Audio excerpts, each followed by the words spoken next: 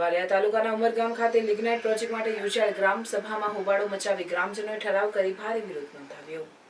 વાલિયા તાલુકાના વિવિધ ગામોમાં જીએમડીસી દ્વારા લિગ્નાઇટ પ્રોજેક્ટ માટે ગ્રામ સભાનું આયોજન કરવામાં આવી રહ્યું છે, જે ગ્રામ સભાઓનો ગામે ગામ વિરોધ કરવામાં આવી રહ્યો છે। ત્યારે ઉમરગામની પ્રાથમિક શાળાના પ્રાંત અધિકારી કેવી ગામિત, જીએમડીસી બ્રિગેડિયર અજય પ્રકાશ રાવત, લેન્ડ સેલના અધિકારી આશિષ રાવલ, મામલતદાર શ્રદ્ધા નાયક, વિકાસ અધિકારી વૈશાલી રાવ તેમજ તાલુકા પંચાયતના પ્રમુખ સીતાબેન વસાવા તેમજ ગામના સરપંચ સહિત અધિકારીઓ અને પદાધિકારીઓની ઉપસ્થિતિમાં ગ્રામસભા મળી, જેમાં ગ્રામજનો સાથે ચર્ચા વિચારણા કરવામાં આવી હતી। આ ગ્રામસભામાં ગ્રામજનોએ ભારે વિરોધ નોંધાવ્યો હતો અને ઠરાવ કરી આ વિસ્તાર બંધારણની 5મી અનુસૂચિ હેઠળ સુરક્ષિત હોવાથી લિગ્નાઇટ પ્રોજેક્ટ માટે તેનું સંપાદન કરવામાં ન આવે એવી માંગ કરવામાં આવી છે।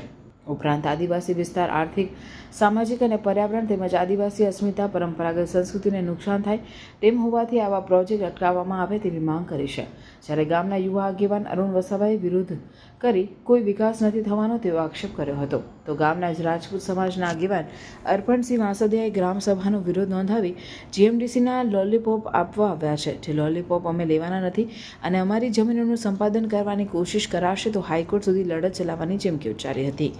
આ બધી જે આપ હવે હમણાં જણાવ્યું એ માત્ર ને માત્ર ઔપચારિકતા રહી જાય છે, ખાલી ફોર્મેલિટી થાય છે। આ બધી આપણે વાત કરી કે ફલાણો સ્કૂલ બની જશે, ફલાણું હોસ્પિટલ બની જશે, એ છે ને બનાવવું બહુ જ સહેલું છે, પણ જે લોકોને ગામમાં અફેક્ટ થાય છે એને ચાલુ રાખવું એ બધે જ જોઈ રહ્યા છે। વર્ષ 2 વર્ષ પછી એના ડામાડોળ થઈ જાય, એટલે એના માટે તમારું લિખિતમાં રિટર્ન કમિટમેન્ટ શું હશે એ અમારે જાણવાનું છે।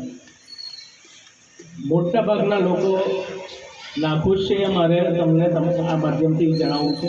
અમારા ગામમાં મોટા ભાગના લોકો એ નાખુશ છે આનાથી। કેમ કે અમારી જમીન ખૂબ જ સારી છે। મારા દાદા ને દાદા પરદાદા કહેતા કે આ જમીન નથી, સોનાની લગડી છે। કેમ કે આ બહુ ઉપજાઉ જમીન છે, અમારે પાણીની એટલી બધી સગવડ નથી, તે છતાં જમીન તમે જોર કરશો તો તમે જોશો, તમારા પાછળ જ મારું ખેતર છે, આ સ્કૂલના પાછળ, તમે ખાલી શેરડી પર ધ્યાન આપો। એટલે સીધીને શોર્ટ એક જ વાત દિમાગમાં રાખજો, ગાઢ બાંધીને કે ભાગા નજર આગાડી છે આપણા ભાગા। આજે આપણી પબ્લિક અટવાઈ ચૂકી છે। તમારું પર્યાવરણ ક્લિયરન્સમાં તમે લખ્યું છે કે નદી નાળાનું લોકેશન બદલી શકો છો તમે। અહીંયા ભાગામાં વગગણીને આટલા રેલ આવી ત્યારે મારી જાણ મુજબ મારા જન્મથી આજ સુધી કોઈના ઘરમાં પાણી નથી ભરાયું। આ ગયે સાલ પાણી ભરાઈ ગયું ઘરોમાં, આટલા સુધી ઊંડાણ પાણી ગયા, દિવાલો પડી ગઈ, કોઈ પ્રશાસન એમને જોવા નહીં આવ્યું। હું 2 દિવસ માટે મારા સાથી મિત્રો સાથે થઈ જઈને જમવાનું પૂરું પાડ્યું છે અમે લોકોએ। ત્યારે ક્યાં ગયા ત્યાં ભાઈ તમે? ત્યાં તો તમારો પ્રોજેક્ટ ચાલે છે ને, ચાલે છે ને ભાઈ એમનો પ્રોજેક્ટ, ત્યાં કેમ ના આવ્યું? અટવાઈ ગયા ભાઈ રટાટા। અને જો સંપાદન કરીને બીજી જગ્યાએ લાખવાની વાત કરે તો અહીંયા આપણી પેલી નવી વસાહત પડી છે પીઠોની બાજુમાં, એ માણસ તે દિવસે મને મહિલો રવિવારે આમની ઉંમરનો માણસ જો આપણી આગળ રડતો હોય કે અમારો એકવાર બીજી ચૂકેલી છે, આ બીજી વાર એમના સગા સંબંધી બી ખોવાઈ ચૂક્યા છે અહીં ગાડી।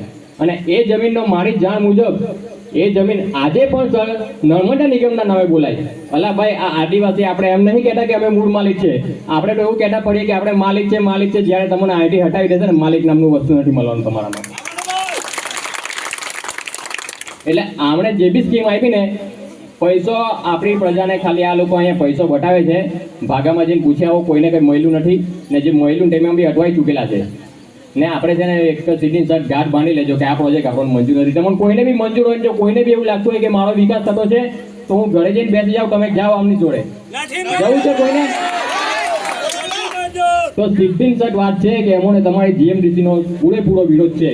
ગ્રામ સભામાં જે જીએમડીસીના અધિકારીઓએ જે અમને મોટા આંકડા બદલાવ્યા છે, એ આંકડા અમને એકદમ લોલીપોપ જેવા લાગ્યા છે ભાઈ। જે આંકડા અમારી ભોળી પ્રજાને ખબર પણ ના પડ્યા અને એક પણ માણસને ખબર ના પડી, જે બાબતમાં અમે ઉગ્ર એ લોકોનો સતત વિરોધ કર્યો છે એ લોકોનો અમે। અને આજ અમારી આગળ પણ જો આ જીએમડીસી અમારા ગામમાં આવશે તો અમારી આ જ રીતે લડત રહેશે અને અમને જીએમડીસીનો પૂરેપૂરો વિરોધ છે। શું માંગ છે અમારી સરકાર પાસે કોઈ પણ જાતની માંગ નથી। અમારી માંગ એક જ છે કે અમારું ગામ અમારે અહીંથી જવું છે નથી, અમારા ગામમાં જીએમડીસીનો પ્રોજેક્ટ જોવતો છે નથી। અને જો સરકારી ઓફિસર એવું કહેતા હોય કે તમને આ સુવિધા મળશે, પેલી સુવિધા મળશે, તો હું સરકારી ઓફિસરને એક જ વાત કહેવા માંગીશ કે તમે અમારા ગામજનો સાથે આવીને અમારા ગામમાં રહેવો, અમે તમને જમીન આપીશું જે રહેવા માટે.